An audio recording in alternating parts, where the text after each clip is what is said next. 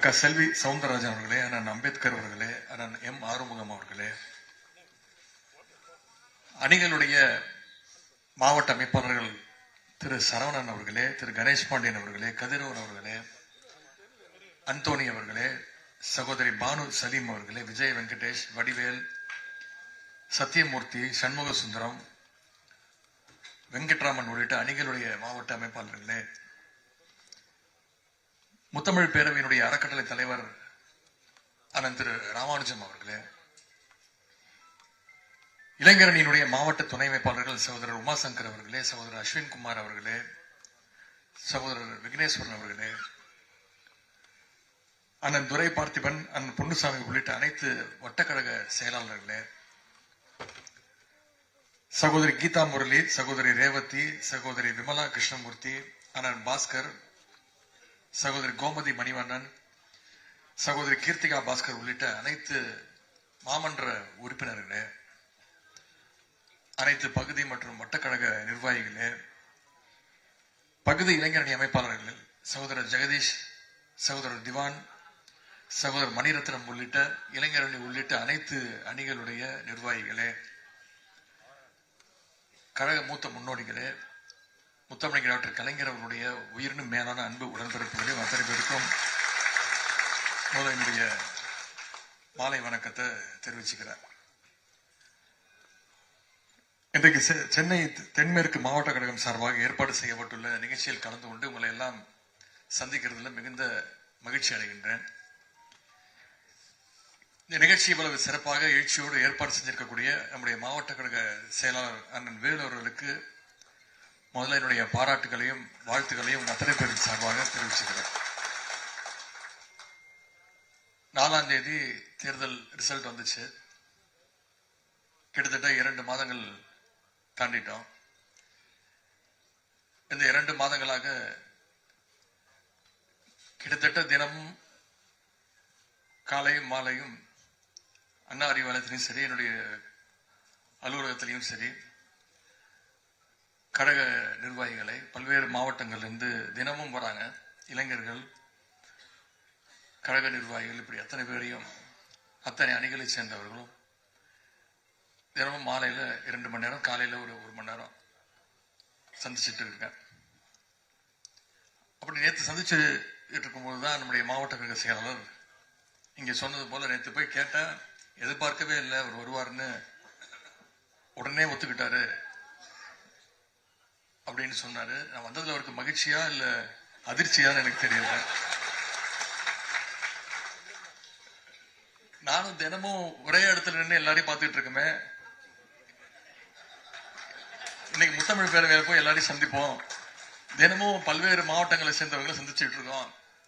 நாளைக்கு ஒரு நாள் தென்மேற்கு மாவட்டத்தை மட்டும் சந்திப்போம்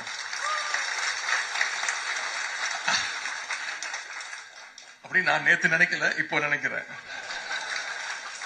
அண்ணன் வேலுண்ணன் அவர்கள் என் மீது மிகுந்த அன்பு கொண்டவர், பாசம் கொண்டவர், உரிமை கொண்டவர். அவர் எந்த நிகழ்ச்சிக்கு அழைச்சனாலும் உடனடியாக நான், தென்மேற்கு மாவட்டம் என்னுடைய மனசுக்கு மிகவும் நெருக்கமான ஒரு மாவட்டம். இன்னைக்கு அசம்பிளியில எதிர்கட்சி வரிசையில் உட்கார்ந்து இருக்கிறோம், எதிர்கட்சி தலைவராக உட்கார்ந்து இருக்கிறேன்னா, நம்முடைய கழக தலைவர் அவர்களை எவ்வளவு நான் மிஸ் பண்றேனோ அதே அளவுக்கு இன்னொருத்தரையும் மிஸ் பண்றேன். நம்முடைய மறைந்த அண்ணன் அன்பழகன்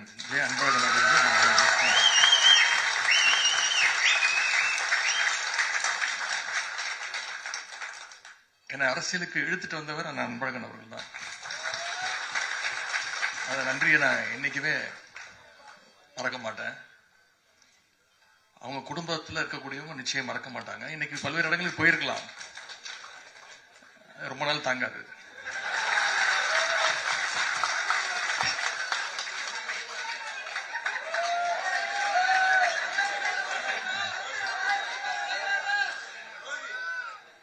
இல்ல, நான் நம்ம ராஜாவை பத்தி பேசிட்டு இருக்கேன்.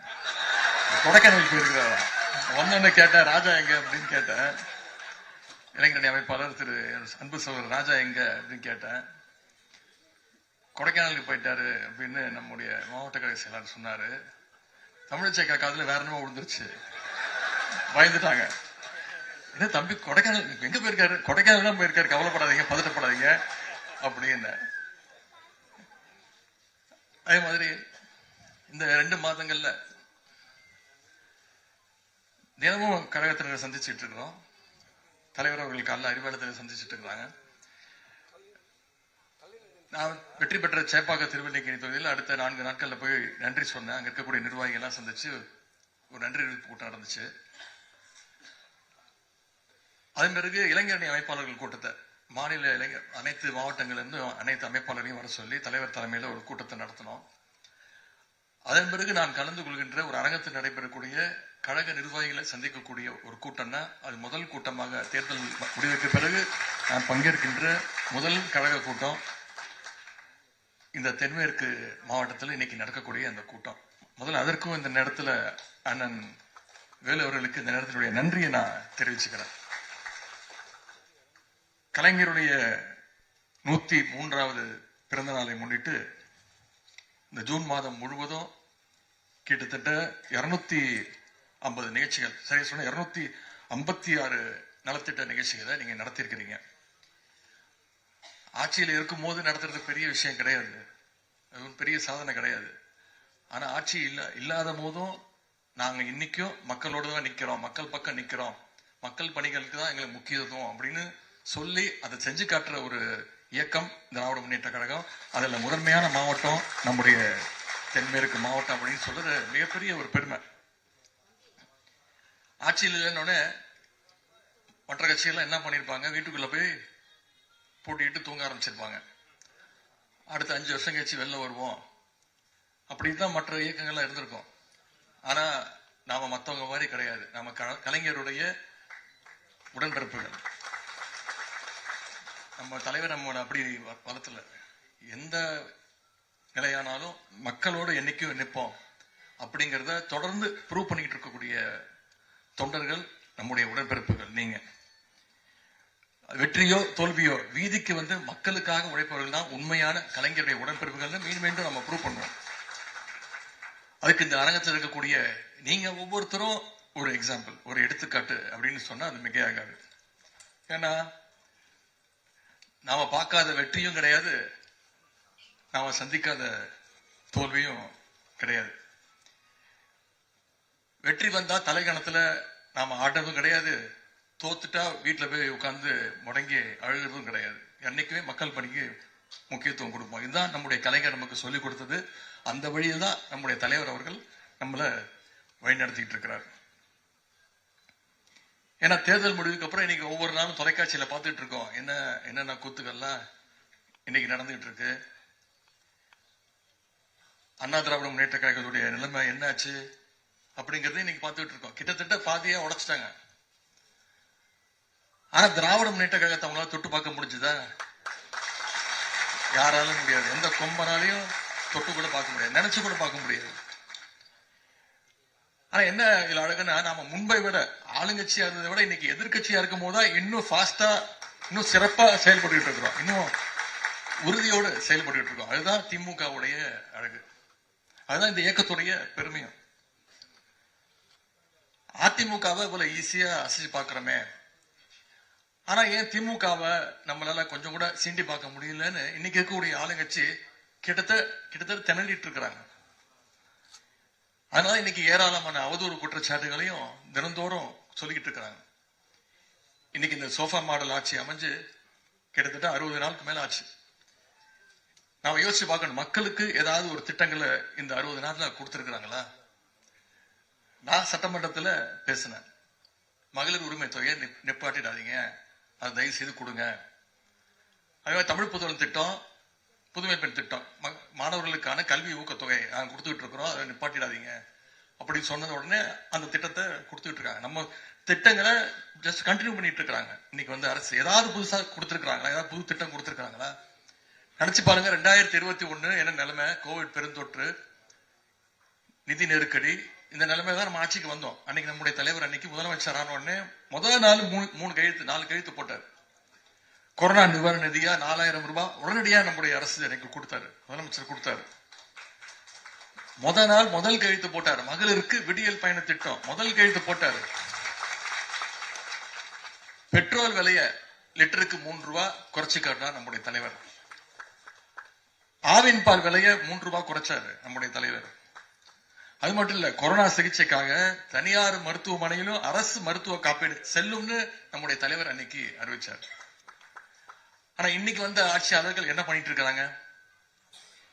எப்படியோ ரீல்ஸ் போட்டு ஆட்சிக்கு வந்துட்டோம், அதனால இன்னைக்கு இந்த ஆட்சியும் ரீல்ஸ் போட்டு நடத்திடுவோம் அப்படின்னு எதுக்கு எடுத்தா ரீல்ஸ். சட்டமன்ற உறுப்பினர்கள் தொகுதிக்கு போனாலே பாதி சட்டமன்ற உறுப்பினர்கள் என்ன தொகுதின்னு அவங்களுக்கே தெரியல. பக்கத்து தொகுதியில போய் நன்றி சொல்லிட்டு இருக்கிறான்.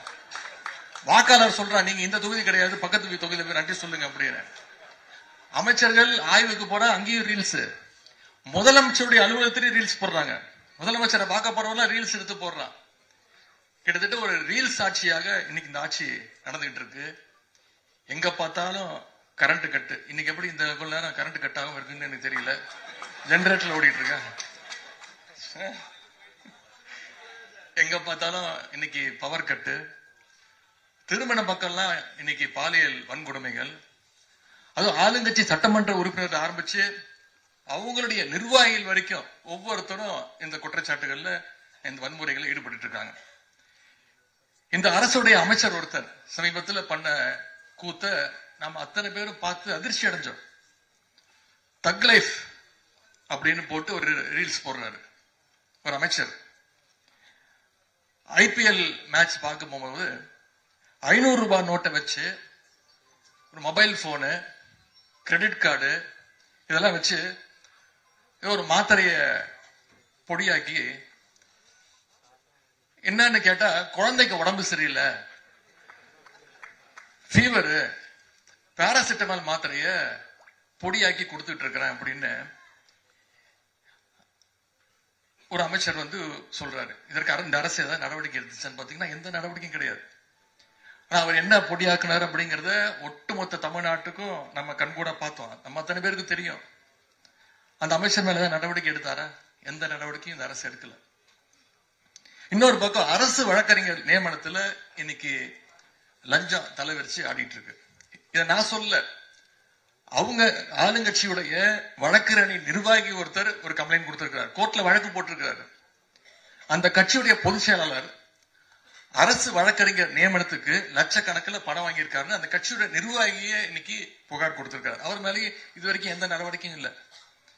இன்னைக்கு அமைச்சர் இருக்கவங்க ஒவ்வொருத்தரும் பாத்தீங்கன்னா என்ன அவங்களுடைய பயோடேட்டா எடுத்து பாருங்க.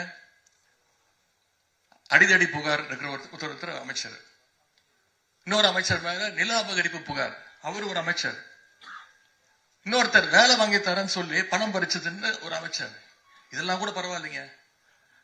சட்டமன்றத்தில் உட்கார்ந்து எதிர்க்க பார்க்கும்போது பாத்தீங்கன்னா ஒரு அமைச்சர் பாத்தீங்கன்னா திருட்டு விசிடி வைத்தவர், இன்னொரு அமைச்சர் பிளாக்ல டிக்கெட் வித்தவர், இன்னொரு அமைச்சர் பிளாக்ல லாட்டரி டிக்கெட் வித்தவர். இவங்க எல்லாம் இன்னைக்கு அமைச்சர்களா சட்டமன்றத்தில். பேர் சொல்ல தேவையில்லை, உங்களுக்கே தெரியும், மக்களுக்கே தெரியும்.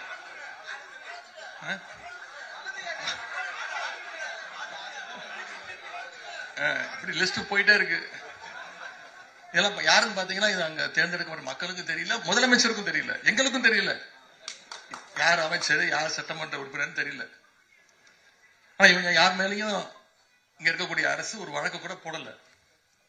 ஆனா நம்முடைய இயக்கத்தை சேர்ந்த முன்னாள் அமைச்சர்கள் இன்னைக்கு களத்துல சிறப்பா இயங்கி கொண்டிருக்கக்கூடிய ஜென்சி இளைஞர்கள், தன்னெழுச்சியாக வந்திருக்கக்கூடிய ஜென்சி இளைஞர்களை இன்னைக்கு டார்கெட் பண்ணி அவங்க மேல இன்னைக்கு இந்த அரசு பொய் வழக்கு போட்டு பயமுறுத்த பாக்குறாங்க.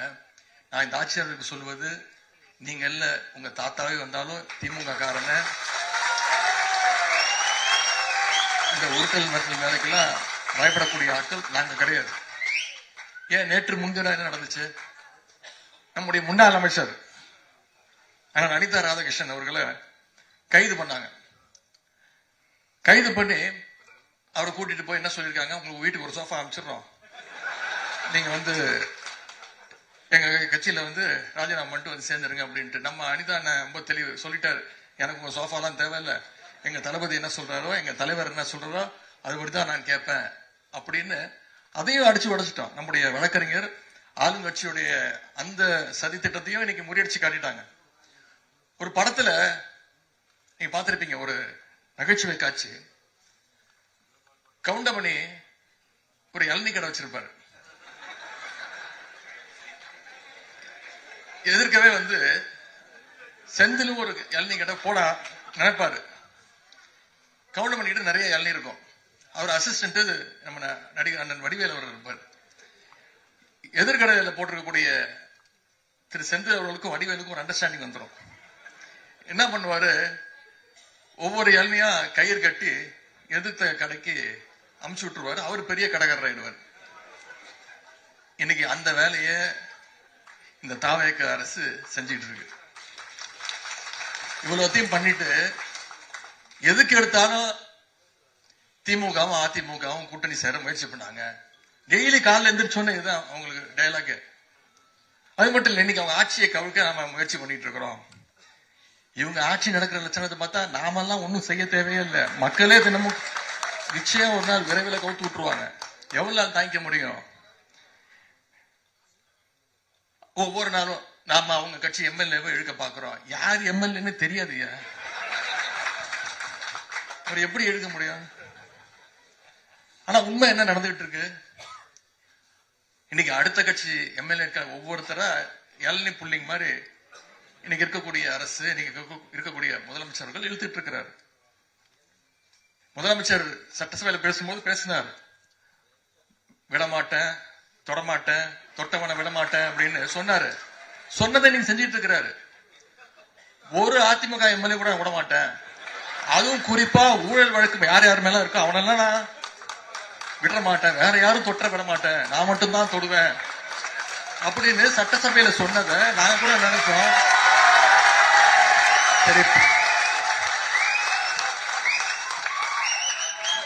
சரி பஞ்ச் டைலாக் தான் பேசுறாரு. எங்களுக்கு சில நேரம் டவுட் ஆயிடுது, நாம சட்டசபைக்கு தான் வந்திருக்கோமா இல்ல ஏதாவது தியேட்டர்ல ஃபர்ஸ்ட் டே ஃபர்ஸ்ட் ஷோ படம் பார்க்க வந்திருக்கோமா?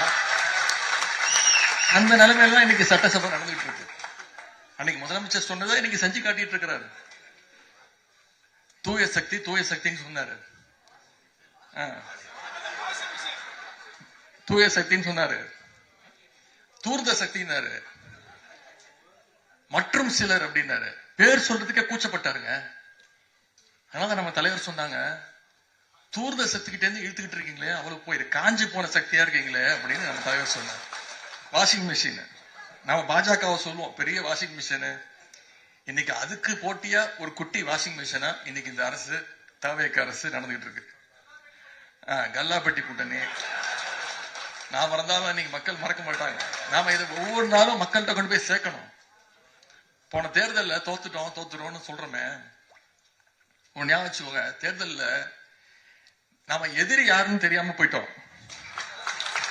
இப்ப தெரிஞ்சிருச்சு, எதிரியை தோக்கடிச்சிட்டோம். யார் தோக்கணும்னு வேலை செஞ்சோமோ அவங்கள தோக்கடிச்சிட்டோம். ஊரெல்லாம் போய் ஓட்டு கேட்டோம், தெரு தெருவா போய் கேட்டோம். நான் மாவட்டமா போனேன், தொகுதியா போனேன், 40 நாள் போனேன். நம்ம வீட்டுக்குள்ள ஓட்டு கேட்க மறந்துட்டோம்.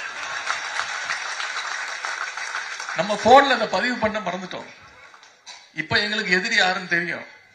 அடுத்த தேர்தலில் சும்மாலாம் விட்டுற மாட்டோம்.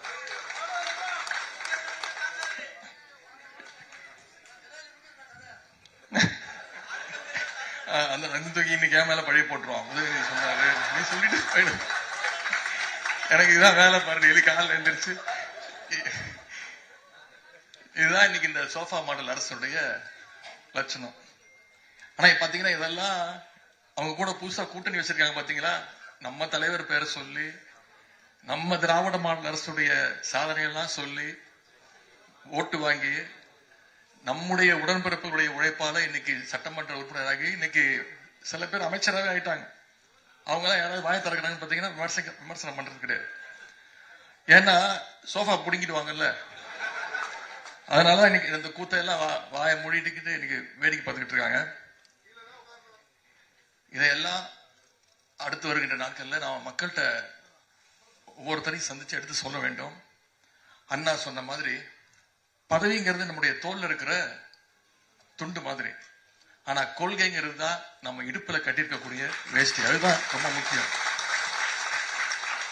விசாவையே பார்த்தவங்க, எமர்ஜென்சியே பார்த்தவங்க திமுக தொண்டர்கள் இதெல்லாம் ஏமாத்திரம். இதெல்லாம் தூசு தட்டிட்டு போயிட்டே இருப்போம். நேற்றுக்கு அந்த கட்சியுடைய உருட்டல் மிரட்டலுக்கெல்லாம் பயப்படுற கட்சிக்காக திமுக காரன் கிடையாது, வேற யாராவது பார்த்துக்கோங்க. இதுக்கெல்லாம் என்னைக்குமே களத்துல நிற்போம், மக்களோடு நிற்போம். ஆகவே இதையெல்லாம் மனசை வச்சு நாம ஒவ்வொருவரும் ஒவ்வொரு நாளும் உழைக்க வேண்டும் கேட்டுக்கொள்கின்றேன். நீங்க அத்தனை பேரும் ஒவ்வொருத்தரும் ஒற்றுமையோடு கழக பணிகள்ல மக்கள் பணிகளை ஈடுபடணும்னு கேட்டுக்கொண்டு, நம்முடைய தலைவருடைய வழிகாட்டுதல்படி எப்பொழுதுமே நான் உங்களோடு நிற்பேன், உங்களோட தோளோடு தோல் நிற்பேன். நாம ஒவ்வொருத்தரும் ஒன்ன சேர்ந்து இந்த சோஃபா மாடல் அரசுடைய அவலங்களை எல்லாம் மக்கள்கிட்ட தொடர்ந்து அம்பலப்படுத்துவோம். தேர்தல் மூலமாக ஜனநாயக அடிப்படையில் நிச்சயம் தலைவர் தலைமையில மறுபடியும் நம்முடைய தலைவர் தலைமையில் திராவிட மாடல் ஆட்சியை நிச்சயம் தமிழ்நாட்டை அமைப்போம். கலைஞர் அவர்கள் பிறந்த நாளை முன்னிட்டு மிகச்சிறப்பான நலத்திட்ட உதவிகள்லாம் செஞ்ச உங்க அத்தனை பேரையும் மீண்டும் வாழ்த்தி, கலைஞர் புகழ் ஓங்கட்டும். நிகழ்ச்சி சிறப்பாக ஏற்பாடு செஞ்ச மாவட்ட கழகத்திற்கும் நம்முடைய மாவட்ட கழக செயலாளர் அண்ணன் வேல் அவர்களுக்கும் மீண்டும் என்னுடைய பாராட்டுகளை தெரிவித்து, வந்த மாவட்ட நிர்வாகிகள் அத்தனை பேருக்கும் மீண்டும் என்னுடைய நன்றியை தெரிவித்து வாய்ப்புக்கு நன்றி கூறி விடைபெறுகின்றேன். நன்றி, வணக்கம். இந்த காணொளி உங்களுக்கு பிடித்திருந்தால் மறக்காமல் லைக் செய்யுங்கள். உங்களைப் போன்றே மற்றவர்களுக்கும் இந்த தகவல் சென்றடைய ஷேர் செய்யுங்கள். அரசியல் மற்றும் கொள்கை சார்ந்த இது போன்ற பல சுவாரஸ்யமான வீடியோக்களை தொடர்ந்து காண இப்போதே சொல் அரசியல் சேனலை சப்ஸ்கிரைப் செய்து அந்த பெல் ஐகானையும் அழுத்துங்கள். நன்றி, வணக்கம்.